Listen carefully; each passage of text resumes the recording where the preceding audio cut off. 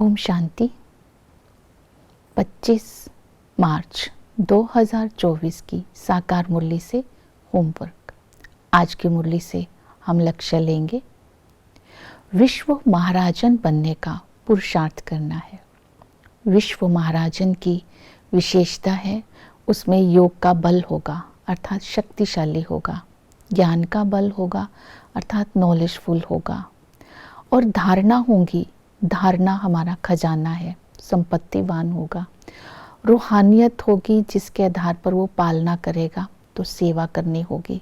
तो जब इन बातों पर अटेंशन रखेंगे तब हम विश्व महाराजन बनेंगे।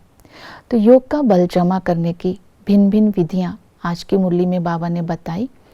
मुझे याद करो तो तुम्हारे विकर्म विनाश हो जाएंगे।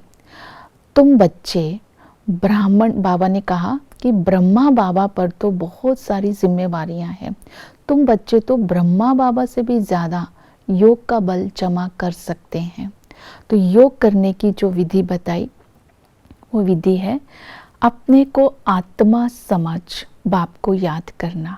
अर्थात जब हम अपने को आत्मा समझते हैं, अपने को मन बुद्धि को कंट्रोल में कर लेते हैं, इस देह से न्यारे हो जाते हैं, तो बाप की याद से जो बाबा के गुण हैं वो अपने अंदर धारण कर लेते हैं। बाप गुणवान है, हम भी गुणवान हैं। तो इस विदेही स्थिति से जीवन में आने वाली कोई भी हलचल को हम पार कर सकते हैं। तो याद करने की ये विधि है, अपने को आत्मा समझना, विदेही बनना अर्थात देह से न्यारे होना। तब हम अचल अडोल भी रहेंगे, तब हम अपने विकारों को भी विनाश कर सकेंगे और दूसरों को सुख भी दे सकेंगे, बाबा के गुणों को धारण भी कर सकेंगे। तो इस तरह इस विदेही स्थिति से आज याद करने का अभ्यास करना है। दूसरी विधि बताई, संबंध। बाबा ने कहा बेहद का बाप बाप भी है, टीचर भी है, सतगुरु भी है। इस संगम पर बेहद के बाप से ही विश्व की बादशाही मिलती है। तो उस बाप को याद करना है पिता के संबंध से। वही बेहद का बाप बेहद का टीचर भी है। ऐसी पढ़ाई पढ़ाते हैं जिससे भविष्य में हम ऊंच पद पाते हैं। तो पढ़ाई को अच्छी रीति पढ़ना है, क्योंकि इस पढ़ाई के आधार पर ही भविष्य पद है।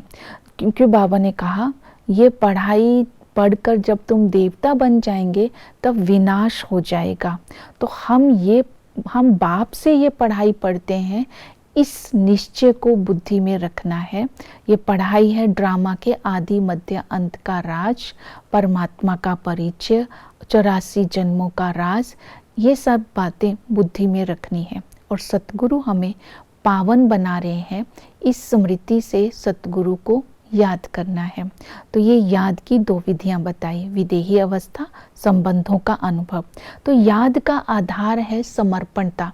तो जैसे ब्रह्मा बाबा ने अपना सब कुछ बाप को दे दिया और बाप से विश्व की बादशाही ले ली, इसी तरह हमें भी सुदामा मिसल अपना जो कुछ है वो बाबा को समर्पण करना है। जब सब कुछ बाप का हो जाएगा तो बुद्धि योग स्वतः ही बाप के साथ रहेगा और किसी की याद नहीं आएगी। जितना समर्पणता होगी उतना बाप की याद रहेगी और हम विश्व की बादशाही लेने के अधिकारी बन जाएंगे। तो समर्पणता, विदेही अवस्था और संबंध, इनके आधार पर बाबा की याद में रहना है।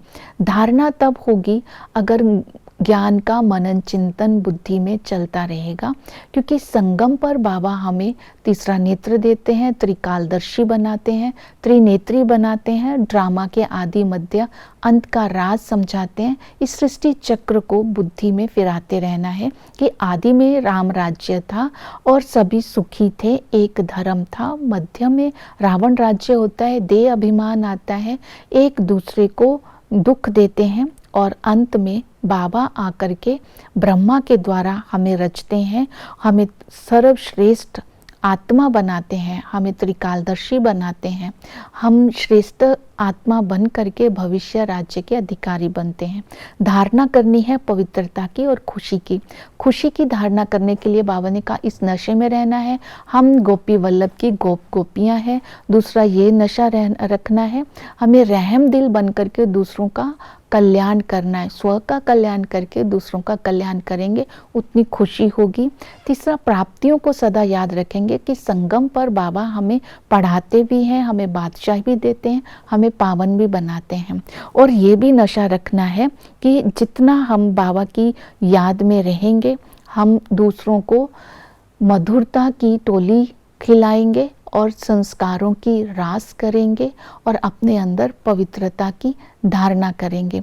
तो ये धारणाएं जब होगी तब हमें खुशी होगी। तो पवित्रता और खुशी को आज विशेष बुद्धि में रखना है, तब हम सेवा कर पाएंगे।